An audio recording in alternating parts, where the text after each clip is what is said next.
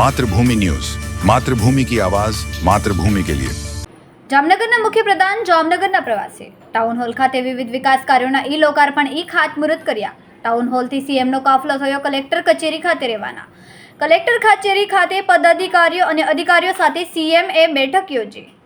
બેઠક બાદ સીએમ પહોંચ્યા સર્કિટ હાઉસ। લિવિંગ વધારવાનો અભિગમ તેમણે અપનાવ્યો છે। ગુજરાતને તો વડાપ્રધાનશ્રીના આગવા વિઝન અને નેતૃત્વનો લાભ અઢી દાયકાથી મળી રહ્યો છે। શહેરની સુખાકારી એટલે નળ, ગટર, રસ્તાની માનસિકતામાંથી બહાર લાવીને મોદી સાહેબે શહેરને વિકાસના વાઇબ્રન્ટ કેન્દ્રો બનાવવાની શરૂઆત કરી હતી।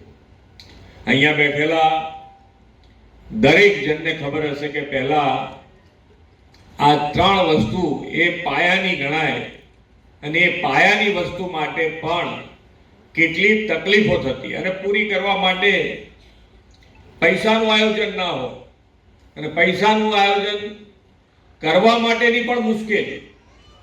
જ્યારે અત્યારે તમે જુઓ તો લાખ 2 લાખ રૂપિયાનું કામ નહીં પણ કરોડનું કામ માટે અહીંયા બેઠેલા